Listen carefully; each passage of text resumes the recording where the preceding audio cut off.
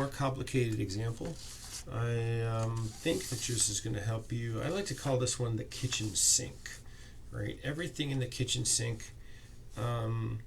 Okay, but this one doesn't have friction in it. So if this one had friction in it, I would call this the kitchen sink, right? Because we have like all these things, and if it was on an incline. So, but for the most part, it's got lots of different elements to it. So I think this is like an overall a pretty good one to challenge you. So this has got multiple parts.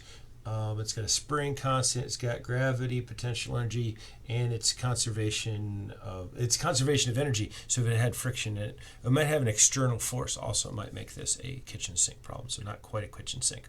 So I have blocks A and B. They weigh 8 and 3 pounds respectively, and are connected to a cord and pulley system. Released from rest in the position shown with the spring undeformed. Knowing that the constant of the spring is 20 pounds per feet, determine the velocity of block B after it has moved 6 inches, and the maximum velocity of block B and the maximum displacement of block B. You want to ignore frictions right there. Okay, so we have a lot of things that we want to try to find out. So let's draw some things up right here. First, let's do some dependent motion things. It's not really a very complicated dependent motion problem, but we might call this one SA, and then maybe this SB right there. So we say that 2SA plus SB is equal to L, therefore 2VA plus VB is equal to 0, and you can also say, if you for a given amount of time, the displacement, so you could say 2 times delta, let's say XA. All right, so let me say that the 2VA is equal to, and I'll say absolute values right here. So you can say, we could put a delta time against both of those right here, and we could say that we know this to be true, right? And I might even, let me put absolute values right in there. So we also could say that, like, so we want to relate this so we know that the spring motion with this vertical motion right here, that these things are related to each other. Yeah, okay. So, and I'm looking at my old notes. I still was using T's and V's back then, conforming with the book. And now I'm a non-conformist. I've decided not to conform anymore. Just don't tell anybody. Okay. So, we're going to state like a state where this thing is right here. This is going to be state 2, and this is state 1 right here. And then right here is going to be state 2, and here's state 1 right in there, right? So we're going to say that KE1 plus PE1 plus U12 is equal to KE2 plus PE2. And we could see right away that we're going to be that this is going to be no external loads right here. So KE1 is going to be 0 because it starts from rest. Boring. PE1. We're going to set this as the datum. So what we have right here is that this is going to be, let's call this Y1 right there. It's going to be Y1. So we have MBG Y1. Or we could also say the weight of B Y1. It's nice, easier for us. Did I get a thing here?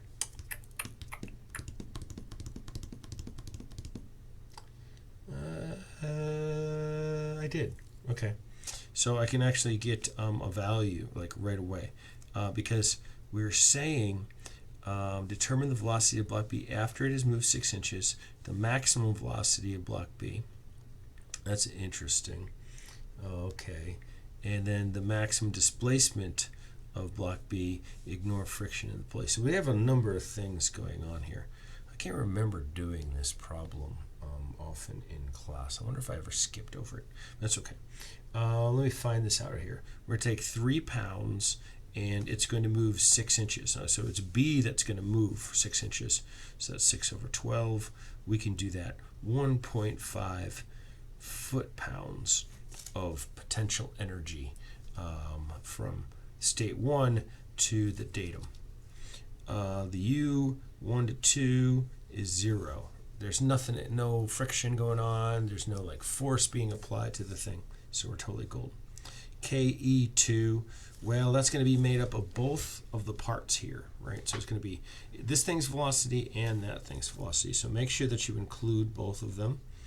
So velocity A2 squared plus 1/2 mb velocity of B2 squared, right? Make sure we're including all of those things.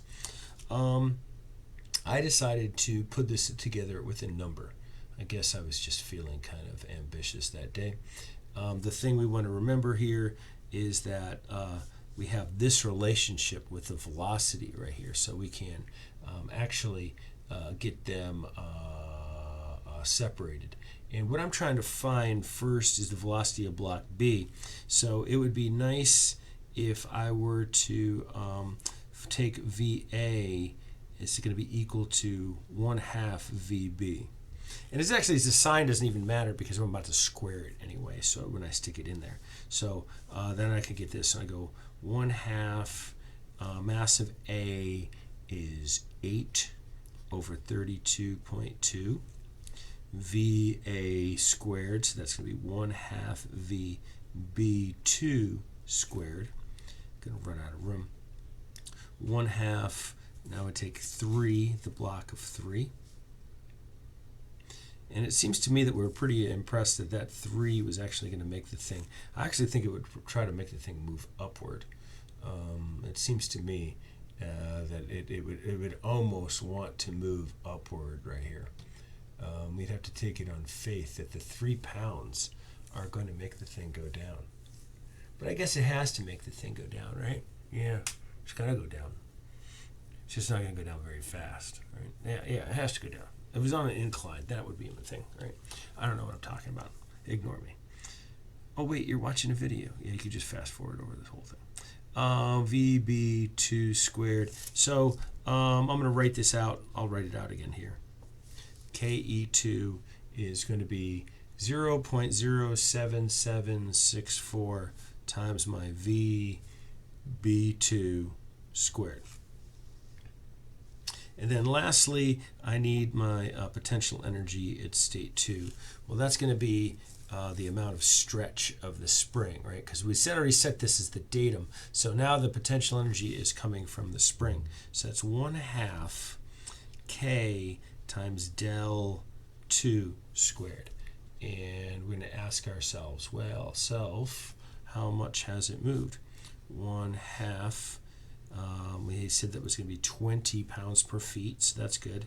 And now we want the amount of motion to be in, to also be in feet right here. So this thing is going to move.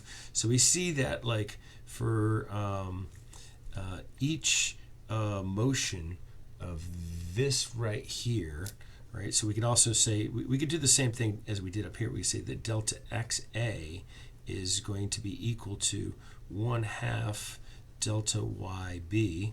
I took the 2 over there right there. So when we come down to this right here, the amount of displacement is actually going to be 1/2 of this displacement. So we go 1/2 of our 6/12, right? So it has moved and it's going to be squared. So we put all those numbers in here and we get an exciting 0.6250 foot-pounds. So not a lot. So now we feed it into all these things into this equation up above. I'll put there for the space holder 1.5 feet, right? So that was enough to get the thing to move, plus 0, and then it's going to be equal to our 0.07764 VB2 squared, and then that's a plus 0.6250. So we're glad that this didn't stretch too much, because that would mean that the this block could never make it down to the 6 inches, right? But so far we're okay. So we find VB2 is going to be equal to 3.357 feet per second. Did they ask for the velocity? They did ask for a velocity. So when you answer, make sure you make it a vector. 3.36 feet per second. And it's only a vector when you put a hat on it and give it an arrow right there, right? So let's make sure that we're doing that correctly. So that's going to be the answer to A. The answer to B is the maximum velocity of the block. Okay, so the maximum velocity, we ask us, when is the velocity a maximum? So you ask yourself when that is, and the answer is, well, start talking to yourself. The answer is when acceleration is 0. So when is acceleration 0? Well, what we need to do for that, we need statics. So what we go ahead and do is we write out some free body diagrams. So statics, yay. And here's our free body diagram of this guy right here, right? So here's our, this is like an FBD, sorry. FBD here, and we're going to have the weight of B, right? And then we're going to have the tension, the force of the tension that's happening right in there, right? So the sum of the forces in the y direction, they need to equal 0 for when. So I'll say when acceleration equals 0, we have statics. So that's what we're saying right there. So just it's kind of silly to write it out, but we'll say the weight of B is going to be plus the tension.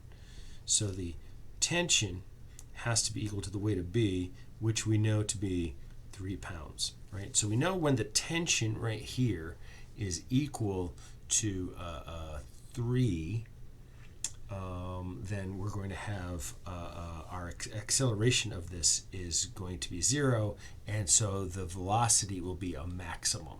That'll be, so it'll start coming down, right? From rest, it'll start moving downwards, and it'll speed up, but then at some point, that because of the stretch of this spring, it's going to start to slow down. So there was a point at which it was going to reach its maximum velocity, and that's when the acceleration is going to be 0. So it's somewhere in there, and we're looking for the maximum location. It'd be a good idea to find the location of it too, but it just wants to know what that maximum velocity is going to be.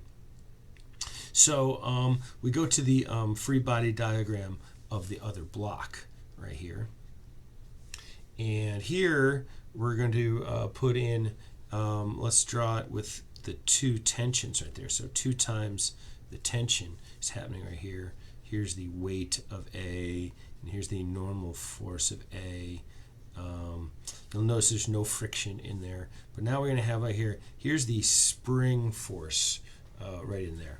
About FSP right in here. So now we have the sum of the forces in the x direction is going to, now this also is going to be equal to 0 because it's not accelerating either. We're looking for that instant in time.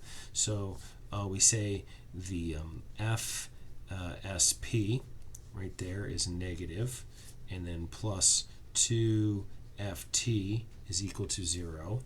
So we find that FSP is going to be equal to 2 times the 3 that we got from up here, or 6 pounds, right? So we found that we're going to get 6 pounds is when this is going to happen. So let me continue on with a fresh sheet of paper.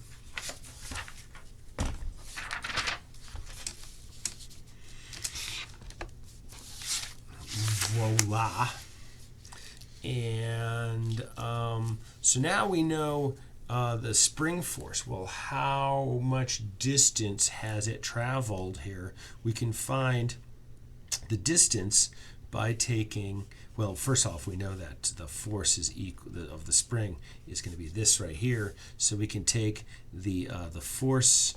So this is the force of the spring divided by K, and so we get 6 pounds divided by what did we say up here? We said it was 20. So that doesn't come out very well. It comes out to 0.3 feet. So when it has moved 0.3 feet is when it gets the maximum amount of distance, right? So we found this up here, by the way. This is up for 0.5 feet. So it has obviously has a greater velocity here than it did up above when we had it with 0.5 feet. So now what we do is we could apply the work energy to the thing. And so we have also, we might have like a reset as part of this. I mean, it's hard to like number what these things are here. But, you know, also because we set our datum down here, we might want to set a new datum to another spot right there, right? And set a different thing right in there, because that's going to be the part that we moved right there. So I don't know if I want to redraw the whole thing. On my sheet I made negative potential energy, and I really don't like making negative potential energy. I really want to avoid it. So I'm going to rewrite all of these things, but I'm going to reset my datum.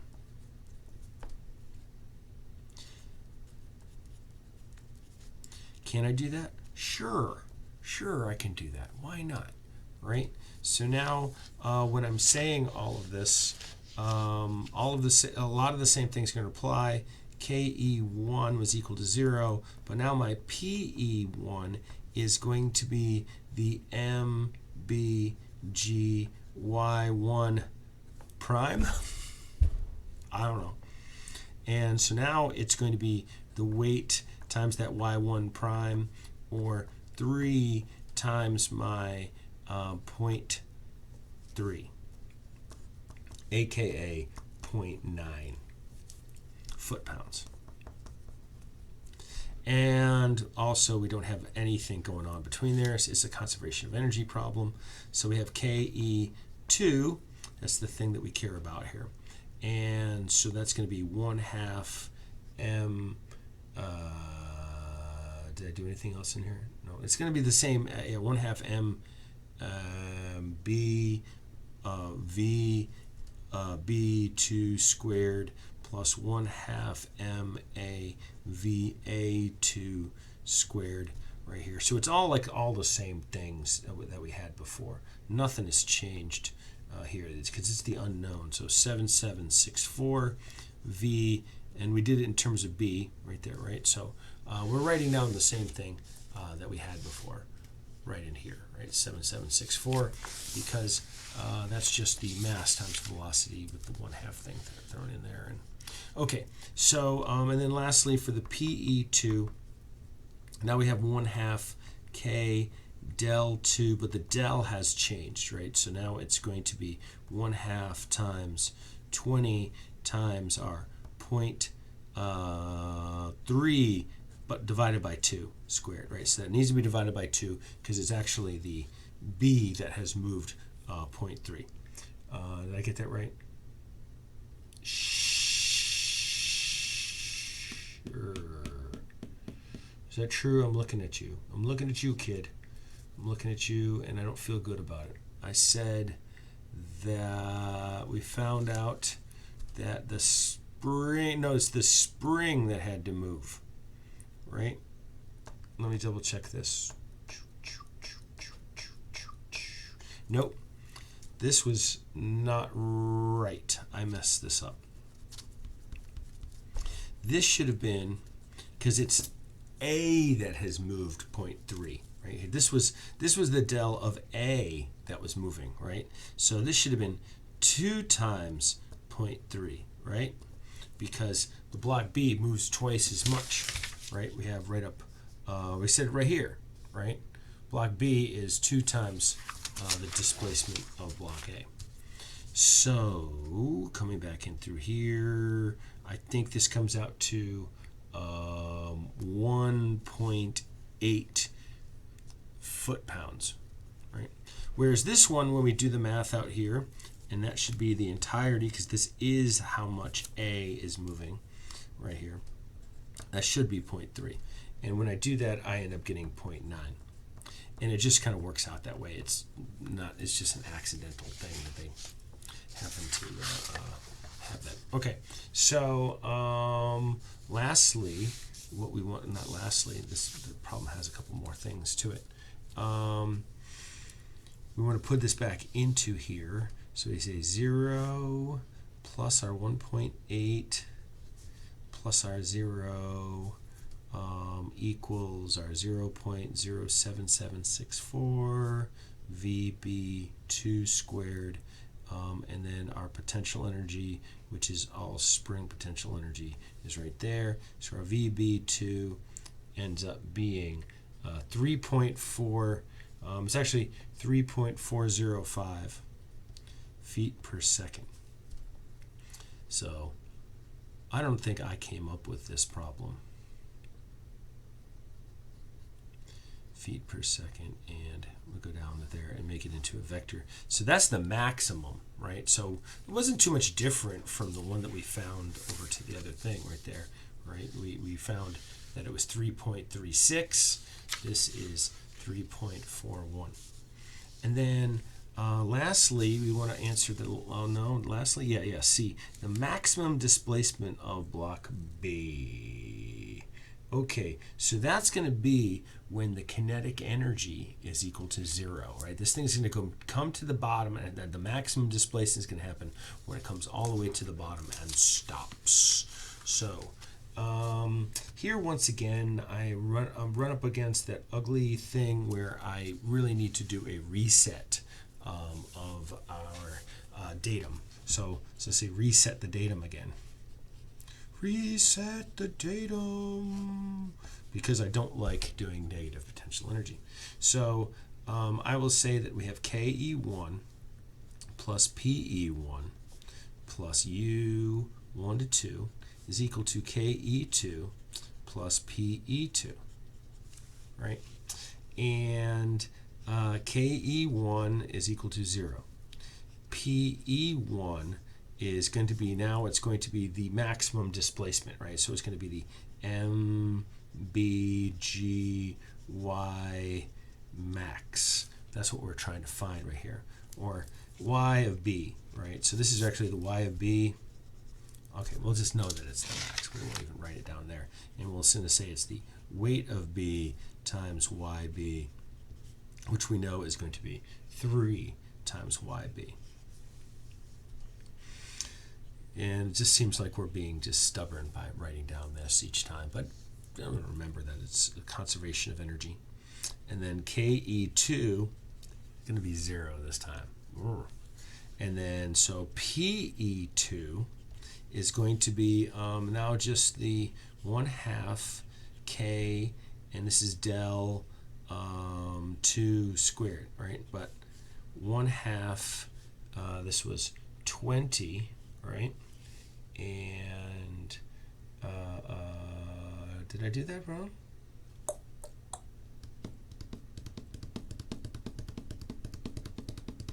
No, I think I'm okay. This del is going to be 1/2 of YB, right? So it's 1/2 of YB. So I go 1/2 YB squared right here. And if you do all of that, I think you end up with 2.5 YB squared right here, right?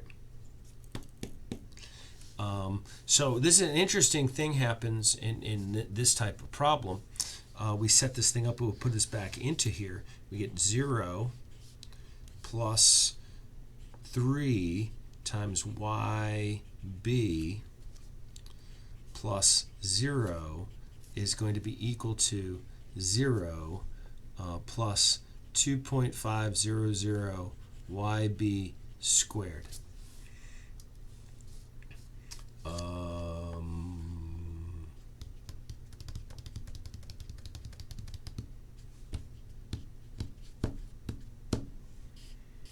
Did I do that? Yep. Okay. And we find that YB is going to be equal to 1.2 feet. So YB, its maximum is 1.2 feet. So it's going to slow down and stop, and maybe we'll say it's going to go down. I don't know. They can say that's what the delta is. That's the lowest spot onto the thing. Now, sometimes what might happen is if there's some kinetic energy involved here, we might have a quadratic equation. So we might have to take roots, and we might find there's two possible solutions, or there's going to be a meaningless solution. So you want to be on the lookout for that happening. When we have this type of scenario right here, where we're looking for a displacement, we could end up with the quadratic equation. So that was probably a pretty long example, 25 minutes, but that was a long one. I mean, I don't know if this is the greatest one to do in class, but I have a video of it now. Maybe I'll do a different one, and then I could say, well, you know, if you want to have another, and take a look at this video that I made, and you're going to be like, oh my God, why do I have to watch this video? And I'm going to be like, why are you talking back like that? That's not very nice. And then it'd be like, maybe it's just like 9 o'clock at night, and you should be home by now, and you're just being weird. And like, yeah, pretty much.